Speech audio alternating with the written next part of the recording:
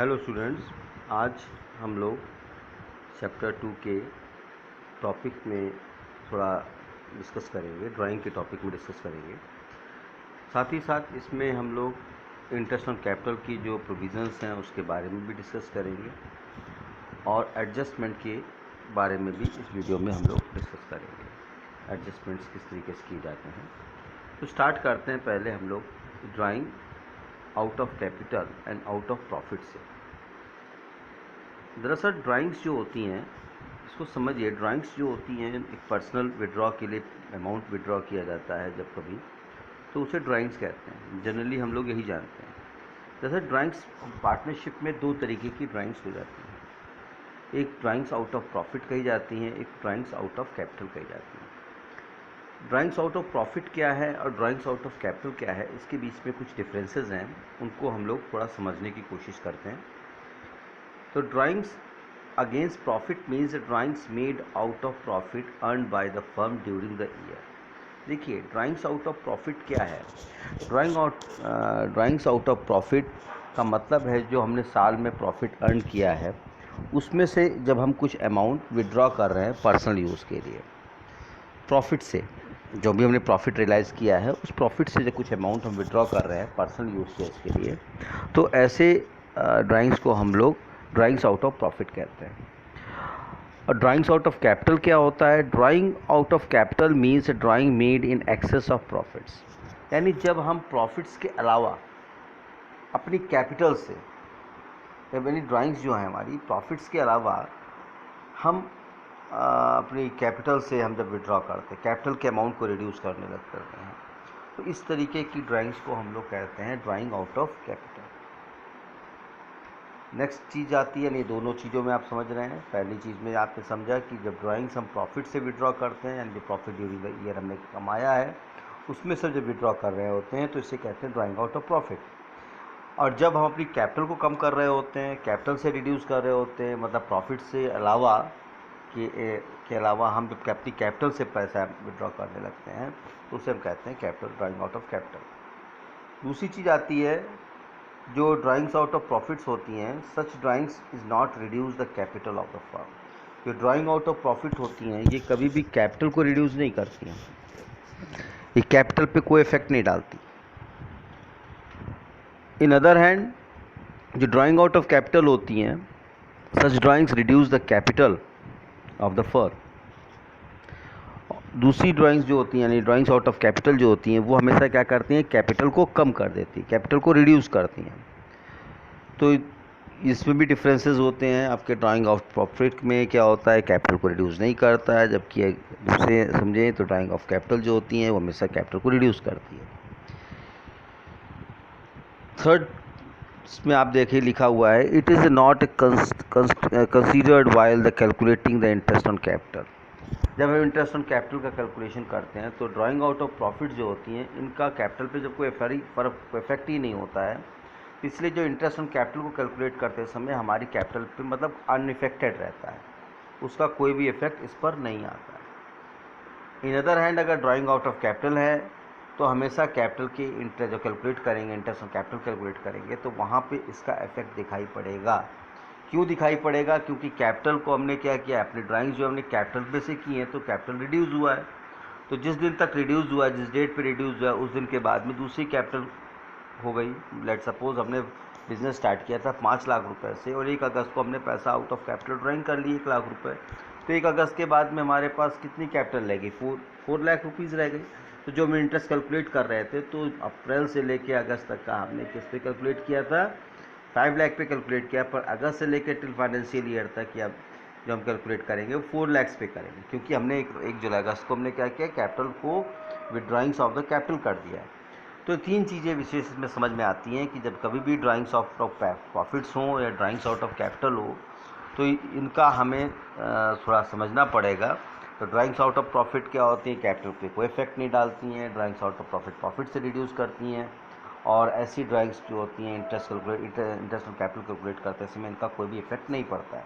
जबकि drawing out of profit जो होती हैं तो उसमें ये हमारे जो हैं प्रॉफिट्स के अलावा कैपिटल से रिड्यूस करती हैं, ऐसी ड्राइंग्स हमेशा जो है कैपिटल को रिड्यूस कर रही होती हैं, साथ ही साथ उनके इंटरेस्ट और कैपिटल जो चार्ज कर रहे हैं उस पर भी इफेक्ट डालती हैं। तो इस 3 पॉइंटों से हम लोगों ने दोनों के डिफरेंसेस को समझने की कोशिश की है। नेक्स्ट आपका जो टॉपिक है, अब हम लोग बात करते हैं, अब लोग बात करेंगे प्रोविजंस की बात करते हैं। तो प्रोविजंस क्या हैं? Provisions of the relating the interest on capital. अब हम इंटरेस्ट ऑन कैपिटल किस तरीके से चार्ज करते हैं, कौन कौन कंडीशन में चार्ज किया जाता है, किन किन कंडीशंस में चार्ज नहीं किया जाता है, और उनकी कुछ कंडीशंस हैं, कुछ प्रोविजंस हैं, उनके अकॉर्डिंगली हम इंटरेस्ट ऑन कैपिटल को चार्ज करते हैं। देखिए, जब कभी भी, जैसे केस 1 इसमें लिखा हुआ है कि when the partnership agreement is silent about the interest on capital, जब हमारा पार्टनरशिप डीड में कोई इंटरेस्ट ऑन कैपिटल के बारे में कोई डिस्कस न किया गया हो, साइलेंट हो, तो ऐसी कंडीशन में हम लोग क्या करेंगे? तो प्रोविजंस कहता है no interest will be allowed on interest on capital. ऐसी कंडीशन में हम इंटरेस्ट नहीं देंगे। अगर पार्टनरशिप डीड में कहीं भी इंटरेस्ट ऑन कैपिटल के बारे में नहीं कहा गया है, या तो ऐसी कंडीशन में हम लोग इंटरेस्ट ऑन कैपिटल नहीं पे करते हैं। इसके बाद दूसरी कंडीशन आती है when the partnership agreement is provide the interest on capital but it is silent for treating interest on capital as charge और एप्रोप्रिएशन। देखिए, कहा तो जा रहा है, पार्टनरशिप डीड में कहा गया है कि आपको इंटरेस्ट ऑन कैपिटल पे करना है, पर कितना पे, उसको पे करने के लिए कंडीशन जो है वो अप्रोप्रिएट करना है या चार्ज करना है, इसके बारे में कोई क्लियर कट इंस्ट्रक्शंस नहीं दिए गए हैं। पर ऐसी कंडीशन में क्या करेंगे? ऐसी कंडीशन में अगर प्रॉफिट्स हैं, interest on capital will be allowed only when the shares of the profits.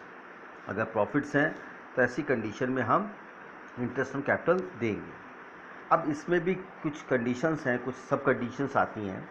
अगर इन केस ऑफ लॉस, अगर लॉस हो रहा है तो no interest will allowed in capital.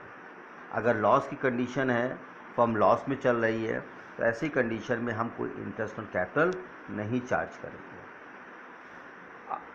Next condition आती है when the profit before the interest on capital और not more than the amount of the interest. यानी जो हमारा प्रॉफिट है वो इतना ज़्यादा नहीं है कि हम इंटरेस्ट ऑन कैपिटल पे कर सकें। लेट सपोज एज्यूम करते हैं कि प्रॉफिट हमारा जो है 9,000 रुपीज़ है और इंटरेस्ट ऑन कैपिटल जो हमें पे करना है वो हमें पे करना है 12,000 रुपीज़। तो ऐसी कंडीशन में क्या होगा?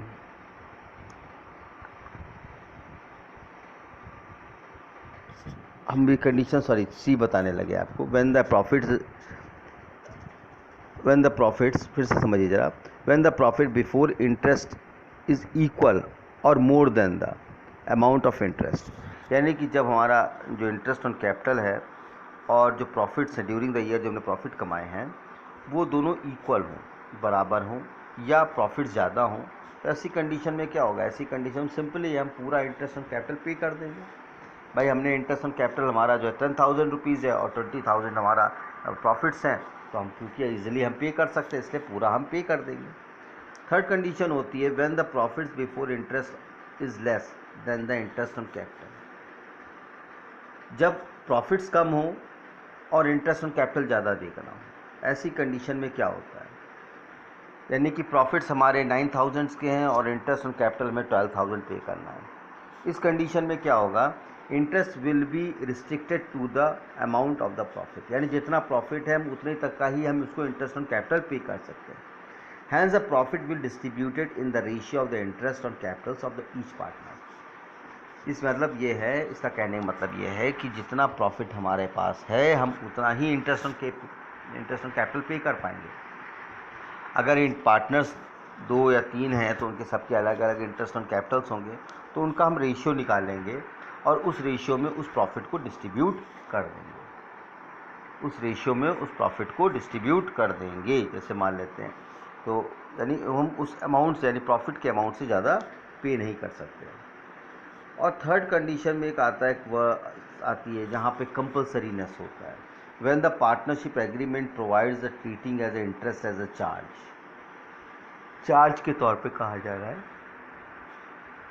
चार्ज का मतलब हो जाता है कि कंपलसरी है, हमें देना ही देना है। If in the condition of profit और if condition of the less than losses, तो हम दोनों कंडीशन में हमें इंटरेस्ट ऑन कैपिटल देना पड़ेगा। अगर चार्ज है, चाहे प्रॉफिट्स लीस्ट हों या लॉसेस हों, पर हमको फुल इंटरेस्ट पे करना पड़ेगा। तो ये तीन कंडीशंस हैं। पहली कंडीशन आपने समझी कि जब आपके इंटरेस्ट ऑन कैपिटल के बारे में डिस्कस ना किया गया हो तो हम कोई भी इंटरेस्ट ऑन कैपिटल चार्ज नहीं करेंगे। दूसरी कंडीशन में कह रहा है कि इंटरेस्ट ऑन कैपिटल देना है, तो उसमें भी कुछ तीन कंडीशंस आ जाती हैं। तो पहली कंडीशन आती है अगर इन केस ऑफ लॉस है तो we have not able to pay the interest on capitals. अगर जो हमारे प्रॉफिट्स हैं ज़्यादा है, इंटरेस्ट ऑन कैपिटल कम है, तो हम full amount of interest on capital पे करेंगे। अगर हमारे पास प्रॉफिट्स कम है, इंटरेस्ट ऑन कैपिटल ज़्यादा है, तो हम उस प्रॉफिट के अमाउंट तक का ही हम इंटरेस्ट ऑन कैपिटल पे करेंगे। या हम इसको इस तरीके से समझ सकते हैं, उस प्रॉफिट को इंटरेस्ट ऑन कैपिटल के रेशियो में डिस्ट्रीब्यूट कर देंगे। तीसरी कंडीशन आती है जब कहता है कि इंटरेस्ट ऑन कैपिटल पे करना ही है, एज चार्ज है। वर्ड समझिए, इट चार्ज है, चार्ज एक शब्द है जिसका मतलब हो जाता है कंपलसरी है। तो ऐसी कंडीशन में हमें पूरा इंटरेस्ट ऑन कैपिटल पे करना पड़ेगा, चाहे प्रॉफिट्स हों या लॉसेस हों। तो ये था provision of interest on Capitals के बारे में डिस्कस किया है हम लोगों ने। इसके बाद आता है हमारे पास थर्ड टॉपिक पे स्टार्ट आज करते हैं, जिसे कहते हैं हम लोग हैं adjustments. Adjustment in close accounts क्या होता है? देखिए, sometimes after the accounts of the partnership have been closed after then the financial year, it was discovered that there was some errors or omission in the accounts. In such cases, instead of altering the old accounts and sign the balance sheet, an adjustment entry for the such error or omission is made in the beginning of the next year. Usually the following type of the adjustments are made. देखिए, adjustment है क्या? Adjustment मतलब कुछ गलतियां हो गई थी, उन गलतियों को सुधारना है, यही एडजस्टमेंट है। ऐसा होता है कभी कभी ये पाया जाता है कि हमने सारे पीएल एप्रोप्रिएशन अकाउंट बना लिया, पार्टनर्स कैपिटल अकाउंट बना लिया, इसके बाद हमने बैलेंस शीट भी कवर कंप्लीट कर ली, पर उसके बाद हमें पता चलता है कि अरे इंटरेस्ट ऑन कैपिटल हमने चार्ज ही नहीं किया, या हमने इंटरेस्ट ऑन ड्राइंग्स नहीं चार्ज की, या कुछ रीज़न्स हैं। तो रीज़न्स देखिए क्या क्या है। जैसे इंटरेस्ट ऑन कैपिटल को हम लोगों ने या ड्राइंग्स में इंटरेस्ट ऑन ड्राइंग हमने ओमिशन कर दिया, या प्रॉफिट एंड लॉसेस को डिस्ट्रीब्यूट करना था, जो रेशियो दिया गया था वो रेशियो गलत हो गया, वो रेशियो गलत था या गलत रेशियो में डिस्ट्रीब्यूट कर दिया। When the profit sharing ratio has been altered with the effect of some past dates, या कुछ डेट से पहले हमने प्रॉफिट शेयरिंग रेशियो चेंज किया था, या सैलरी और कमीशन पेबल करना था पर्सन को, वो नहीं पेड किया। इसके कारण क्या हुआ, जो हमने जो पीएल एप्रोप्रिएशन में, अगर आप ध्यान से समझें जरा बात को, एक्चुअल में ये सब चीज़ें होती क्या है, पीएल एप्रोप्रिएशन अकाउंट में ही हम बेनिफिट्स जो होते हैं पार्टनरशिप डीड के अकॉर्डिंग, जो बेनिफिट्स होते हैं वो पीएल एप्रोप्रिएशन अकाउंट में ही डिस्ट्रीब्यूट करते हैं, और जो बचता है प्रॉफिट, जिसे डिविजिबल प्रॉफिट कहते हैं, उसको हम प्रॉफिट शेयरिंग रेशियो, जो गिवन रेशियो होता है, उसमें डिस्ट्रीब्यूट करते हैं। अगर हमने ना इंटरेस्ट ऑन कैपिटल नहीं दिया है, या सैलरी नहीं दी है, कमीशन नहीं दिया है, इसके कारण क्या होगा, प्रॉफिट्स हमारे एक्सेस में डिस्ट्रीब्यूट हो जाएंगे, जबकि देना चाहिए था, नहीं दिया, तो उससे क्या होगा, प्रॉफिट हमें एक्सेस में डिस्ट्रीब्यूट हो गए। या इंटरेस्ट ऑन ड्राइंग चार्ज करनी थी, नहीं चार्ज की, तो इससे क्या होगा, प्रॉफिट हमारे कम बटे। तो इनके लिए हम कुछ एडजस्टमेंट्स करते हैं, और उसके लिए हम एक एडजस्टमेंट टेबल बनाते हैं, और उस एडजस्टमेंट टेबल में जो चीज़ें नहीं दी गई हैं पहले हम उनको दिखाते हैं, उसके बाद उस जो कितना अमाउंट नहीं पे किया गया है उसको पहले शो करते हैं, उसके बाद उस टोटल अमाउंट को अगर नहीं पे किया तो इतना टोटल अमाउंट क्या हुआ है, हमारा प्रॉफिट्स में बीच में डिस्ट्रीब्यूट हो गया है। तो एक्चुअल में कितना डिस्ट्रीब्यूट हुआ है उसको शो करते हैं, उसके बीच में डिफरेंस देखते हैं। तो जो डिफरेंसेस हैं, अगर किसी को कम मिला है या ज़्यादा मिला है, जो कम मिला है तो उसको मैं देंगे, उसको क्रेडिट करेंगे, और जिसको ज़्यादा मिला है उससे हम पैसा लेंगे, उसको डेबिट करेंगे। तो इस तरीके से डेबिट और क्रेडिट करके हम लोग एक एडजस्टमेंट इंट्रीज बनाते हैं। एडजस्टमेंट टेबल बना के पहले आइडेंटिफाई करते हैं कितना अमाउंट उसको कम मिला है, कितना अमाउंट हमें ज़्यादा मिला है, और उसके बाद उस एडजस्टमेंट को हम एक जनरल एंट्री के थ्रू हम नेक्स्ट ईयर की ओपनिंग में ही शो कर देते हैं, ताकि वो जो पिछला हमारा जो ओमिशन है वो next year omission carry out ना करे, और नेक्स्ट ईयर में जाके वो आइडेंटिफाई हो कर लिया गया था, नेक्स्ट ईयर में जाके उसको हम सही तरीके से चला, मतलब सही तरीके से उसको बैलेंसिंग जो हमारी एक्यूरेसी है वो सही हो सके। तो इस 3 टॉपिक से हम लोग आज पढ़ा हम लोगों ने, इससे हम लोग इस चैप्टर के बारे में काफ़ी कुछ जान चुके हैं, और नेक्स्ट वीडियो में हम लोग अब डिस्कस करेंगे एडमिशन्स के बारे में। और तब तक आप लोग इन क्वेश्चन से रिलेटेड क्वेश्चन जो हैं उनको आप लोग डिस्कस कीजिए, लगाइए, और I hope that you have a good time. Okay, thank you.